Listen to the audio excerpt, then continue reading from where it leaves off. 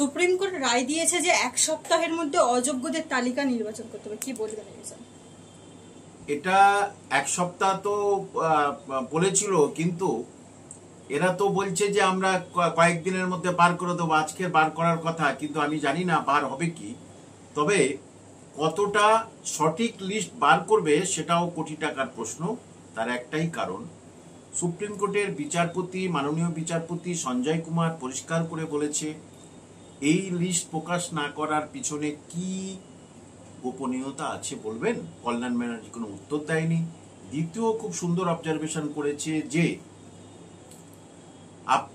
আপনাদের কিছু মন্ত্রীর খুব কাছের লোকজন, তাদের যাতে চাকরিটা বাঁচে সেই জন্য কি আপনারা লিস্ট প্রকাশ করেননি। সুতরাং এই দুটো থেকে বলছি যে মাননীয় বিচারপতি যখন অবজারভেশন করেছে আমরা সেটা বলতে পারি, অর্থাৎ রাজ্যের দুর্নীতিতে চাকরি হয়েছে।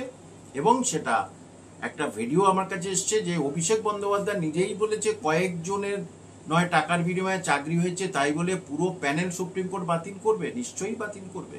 তোমরা এই যে লিস্টটা আগে দিতে পারলে না কেন? এই লিস্টটা যদি আজ থেকে 3 বছর আগে হাইকোর্টে দিত তাহলে কিন্তু প্রত্যেকের চাকরিটা, মানে যোগ্যদের চাকরি অন্তত থাকতো। তাই আজকে আমি বলছি মন্ত্রী, সেই মন্ত্রী যে তার মেয়ে অঙ্কিতা অধিকারীর নামটা আজকে দেখতে পাবো তো? এইটাই প্রশ্ন আর কি। একদিকে আমরা দেখতে পাচ্ছি যে রাজ্য সরকার বঞ্চিত করছে, অন্যদিকে কোর্টে মামলার যে এই নিষ্পত্তি, এই অবস্থায় বঞ্চিতদের সামনে কি রাস্তা খোলে আছে বলে আপনি মনে করেন? বঞ্চিত চাকরি বাড়িতে পরীক্ষা দিতেই হবে, সে তো সুপ্রিম কোর্ট বলেই দিয়েছে যে লিস্টটা দিলেই যে তাদের যদি পরীক্ষা না দিতে হতো, তারা যদি স্বমহিমায় থাকতো, সেটা তো আর হবে না। কারণ দেখুন লিস্টের মধ্যে অনেক গোলযোগ আছে, কাদের নাম থাকবে আর কাদের নাম থাকবে না সেটাও কোটি টাকার প্রশ্ন হয়ে দাঁড়িয়েছে। সুতরাং লিস্টটা না বার হলে কিছু বলা যাচ্ছে না। সুতরাং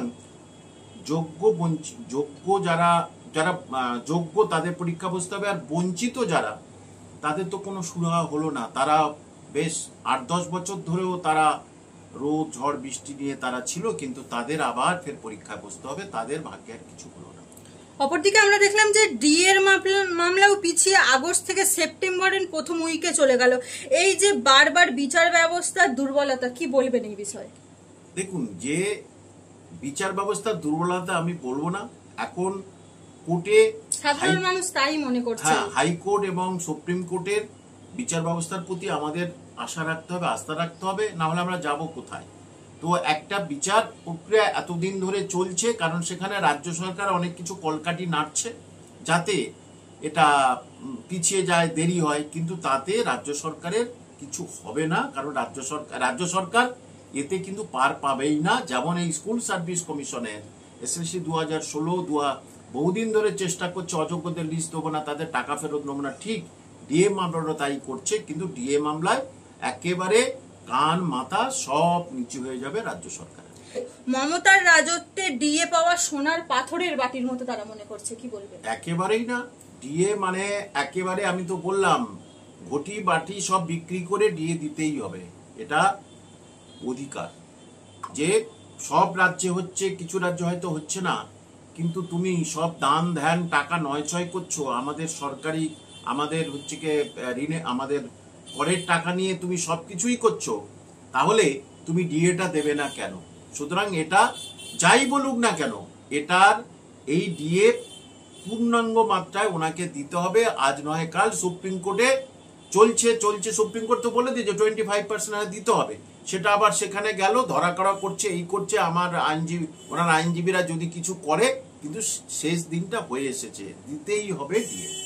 মমতা ব্যানার্জি বারবার বাহানা করে যে রাজকোষে টাকা নেই বলে এতদিন ধরে ডিএ দিতে পারছে না তিনি, কিন্তু দেখা যাচ্ছে প্রোগ্রাম বা মিছিলে তিনি পুলিশকে দিয়ে আটকে ব্যারিকেড, এত টাকা যে খরচা হচ্ছে, তাহলে ডিএর বেলায় কেন টাকা নেই? তিনি শুধু বলছেন রাজকোষ ফাঁকা। ব্যাপার হচ্ছে উনি যেটাতে ভোট আসবে বেশি, মানে ওনার ভোট বাক্স যেটাতে পূর্ণতা পাবে, সেই দিকে ওনার শুধু টাকা পয়সা খরচা করবে। 21শে জুলাইয়ের পর আমরা দেখতে পেলাম যে 28শে আগস্ট একটা বড় মঞ্চ, ওতেও কম মতো বেশি খরচ হয়েছে, কিন্তু ডিএর বেলায় তিনি বলছেন রাজকোষে টাকা নেই। এই তো বললাম। সুতরাং এটা কি, এগুলো করলে ওনার কি হবে, যে একটু ভোট বাক্স যারা ক্যাপচার করবে বা ভোট যারা ক্যাচার, তারা একটু অনুপ্রাণিত হবে। 28 আগস্ট যা হলো, এবং ওই যে দুয়ারে সরকার আমার পাড়া আমার সেখানে হচ্ছে কি তার আগেই কিছু তাদের টাকা পয়সা তারা মোটামুটি ইনকাম করে নিল, এবং ওই যে দুর্গাপূজার যেটা বলেছে, এইগুলো কি মানে জানে মানুষের ভালোবাসাতে আমি আর টিকতে পারবো না। মানুষ আমাকে, পশ্চিমবঙ্গের মানুষ ভালোবাসা আস্তে আস্তে আমার দিক থেকে মুখ ফিরিয়ে নিয়েছে। সুতরাং ওনাকে এখন করতে হবে এই দান ধ্যান, লক্ষ্মীর ভান্ডার দেখবেন ফের বাড়াবে, এই দান ধ্যান ইত্যাদিতে ওনার যদি কিছু পয়সা হয়। একদমই তাই। স্কুল বন্ধ করে আমার পাড়া আমার সমাধান হচ্ছে স্কুলগুলোতে ছাত্রছাত্রী। দেখুন, একটা জেনারেশন শেষ করেছে 2016 পর থেকে, তারপরে ওবিসি মামলা এখনো ঘেটে হয়ে আছে, এবং যেখানে 10-8 হাজারের মতো বিদ্যালয় প্রায় বন্ধ উঠে গেছে। তাহলে আমার পাড়া আমার সমাধানে এইটা করা যেত যে আমাদের পাড়ার বাচ্চারা কেন স্কুলে যেতে পারছে না, আমাদের পাড়ার বাচ্চারা বা মোটামুটি যুবকরা কেন পরিযায়ী শ্রমিক হচ্ছে। তাহলে আমার পাড়া আমার সমাধানে এইটাই করা উচিত ছিল। অর্থাৎ ইনি চাচ্ছেন শিক্ষাটাকে চিতায় তুলে দেবো, তাতে রাজ্যের যা হবে হবে, আমার শিক্ষিত ছেলে মেয়েদের ভোটের দরকার নেই, শিক্ষক শিক্ষিকা বা সরকারি কর্মচারীদের ভোটের দরকার নেই, আমার ভোটের দরকার এদের। এই সমস্ত লড়াই যারা করবে, লড়াকু যারা লাঠিয়াল বন্দুক মারবে, বোমা মারবে, এদের আমি সন্তুষ্ট করব। এটাই রাজ্য সরকারের মূলনীতি হয়ে দাঁড়িয়েছে।